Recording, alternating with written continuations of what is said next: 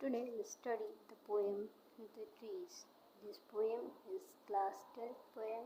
It is composed by Indrani Rich. In this poem, the poetess has told us about the condition of women and by taking an example of trees. So let's see what is happening here in this poem.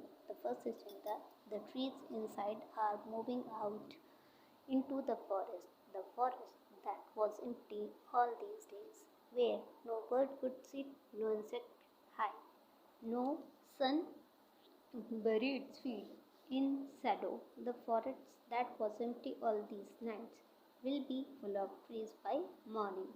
According to the poet, the trees inside are moving out into the forest, which was empty since long. Neither a bird could sit nor an insect could hide itself. Moreover, the sun is also could not cool itself in the shadow of those trees. And the first line gives us a glimpse of what the poet will discuss in the poem. जो पहली line है उस पर हमारा जो ये बता रही है कि पोएट ने किस बारे में बात की हुई है. The trees here personalizes women including other gender of our society. तो यहाँ पे जो ट्रीज है वो पर्सनलाइज किए गए हैं. ट्रीज को एग्जांपल लिया गया है इनके रूप में और इसका सिंबल यूज़ हुआ है. जो सिंबल हुआ है जो ट्रीज है वो वुमेन का सिंबल यूज़ हुआ है. And then the reason poet calls women as a tree is that the women have been confined in the home. क्योंकि हमारे पोएट ने वुमेन्स को ट्रीज कहा है क्योंकि जो वुमेन है हमारे यहाँ पे बहुत सालों से ही होम में ही कन्फाइंड रही हैं, घरों में ही रहती रही हैं. There are not allowed to roam out freely. वो कभी भी उन्हें अलाउड नहीं किया गया कि वो बाहर आराम से घूम सकें. इसलिए जो हमारा पोएटेस है उसने ट्रीज को कंपेयर किया है विमेन से. They seems to be like plant क्योंकि वो लोग भी एक ही पोजीशन में फिक्स रहते हैं और वो लोग भी प्लांट के जैसे ही तरह से बाउंडेड है. Forest here symbolizes outside world. जो फॉरेस्ट वर्ड है वो यहाँ पर यूज़ हुआ है आउटसाइड वर्ल्ड के लिए. The poet is of the view that the outside world is not only for man but for women but all for women. यहाँ पे वर्ड जो है हमारा कहता है कि ये जो आउटसाइड वर्ल्ड है वो सिर्फ मैन के लिए नहीं है बल्कि वो वुमेन्स के लिए भी है जिनको बहुत दिनों से क्या किया गया है सोसाइटी से हमेशा जिन्हें नेग्लेक्शन मिला है. Next the poet says that the forest that was empty all these nights will be full of trees by morning. यहाँ पे अब हमारा पोएट कह रहा है नेक्स्ट लाइन्स में आगे कि जो फॉरेस्ट थे जो कि एम्प्टी थे अभी इतनी रातों से मतलब इतने दिनों से वो अब क्या हो जाएंगे. मॉर्निंग तक वो फॉरेस्ट पूरी तरह से ट्रीज से भर जाएंगे. जो फॉरेस्ट बिल्कुल खाली थे जहाँ पर एक भी ट्री नहीं था वो फॉरेस्ट मॉर्निंग तक क्या होगा पूरी तरह से फिल हो जाएंगे. Here the poet makes the picture of outside world without women. यहाँ पर जो हमारा पोएट है वो पिक्चर देता है आउटसाइड वर्ल्ड की जो कि विदाउट वुमेन था. वुमेन का कहीं भी बाहर ही आना जाना वहाँ पे देखा नहीं गया था.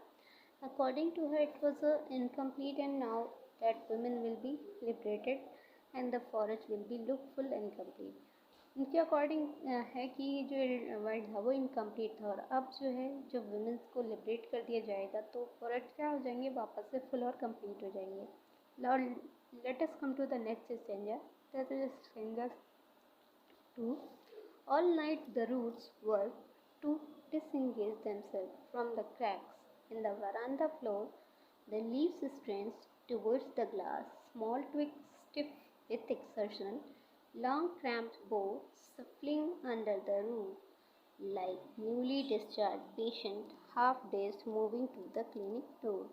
Now, in this stanza, the poet describes for a long and continuous struggle of women for liberation and freedom. यहाँ पे इस स्टैंजा ने जो हमारा पोएटिस है उसने डिस्क्राइब किया गया है कि जो वुमेन्स का बहुत लंबा एक लगातार जो स्ट्रगल चलता आ रहा था उनकी लिबर्टी के लिए उनकी फ्रीडम के लिए उसके बारे में बताया है. According to her all the night the root kept working to disengage themself. उनके अकॉर्डिंग, हमारे पोएट्स के अकॉर्डिंग जो रूट है वो दिन रात इंगेज रही हैं, अपने आप को दिन रात इंगेज किया रखा है, अपने आप को वरांडा फ्लोर्स की जो क्रैक्स हैं उनसे बाहर आने के लिए।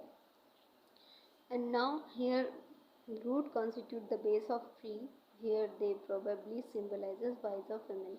यहाँ पे रूट को जो है वो बेस फॉर्म कहा गया है ट्रीज की, और संभवतः है कि ये जो रूट है वो विमेन की वॉइस के लिए यूज़ किया गया है, विच इज़ करेजियस, जो कि करेजियस है, बहुत ज़्यादा साहसी हैं, ब्रेव हैं। The women are struggling to disengage from cracks of the veranda floor. जो विमेन है वो क्या है, स्ट्रगल कर रही हैं अपने आप को डिसएंगेज करने के लिए, अपने आप को लिबरेट करने के लिए from the crack of veranda floor. Veranda floor यहाँ पे सिंबलाइज किया गया है जो कन्फाइनमेंट है, जिसकी चार दीवारी के अंदर उसे रखा गया है, उसके लिए यहाँ पे वेरांडा फ्लोर यूज़ किया गया है। और क्रैक्स जो है वो जो ब्रेकिंग है, थोड़ी पेट्रार्चियल सिस्टम का जो कॉन्सेप्ट है, जो पेट्रार्चियल सिस्टम की जो तोड़ उसको जो थोड़ी सा ख़त्म किया गया है, उसके लिए यूज़ किया गया है। Next the poet throws more light on the moment. अब नए इसमें जो पोएट है वो एक कुछ बताता है कि according to her leaves are pushing the glass and small twigs have harden. यहाँ पे वो बताता है कि वो जो लीव्स जो कि कांच से टकरा रही हैं, कांच ग्लास को पुश कर रही हैं, और वो जो छोटी छोटी ट्विग हैं वो क्या हो गई हैं, हार्डन हो गई हैं, क्योंकि वो कंटिन्यूस स्ट्रगल कर रही हैं, इसलिए उनकी सरफेस क्या हो गई है, हार्ड हो गई है।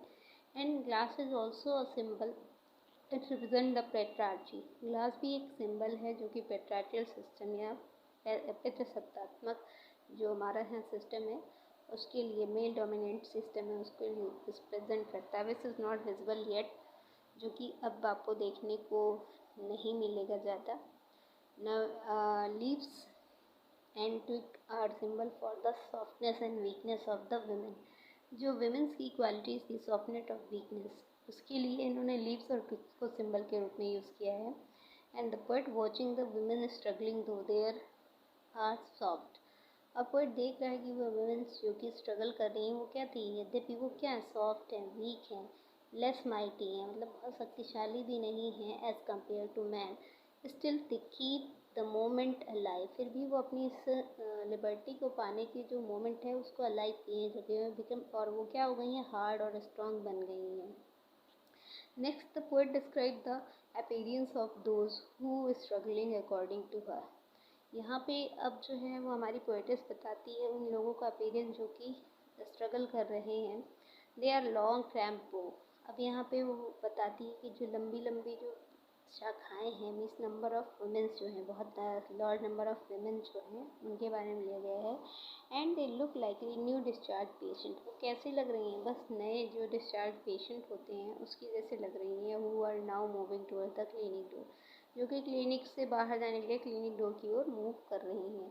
दे are half dressed because they are still weak, वो उन्हें चक्कर सा मतलब आधा गिरते पड़ते जो है वो जा रही हैं, क्योंकि वो अभी भी वीक हैं और फेस कर रही हैं बहुत सी प्रॉब्लम इनिशियल स्टेज, और अपने हर कदम पे वो कई सारी प्रॉब्लम्स फेस कर रही हैं, और इसलिए वो कह रहे हैं कि ये जो है हाफ डेज जैसे जो है वो चल रही हैं।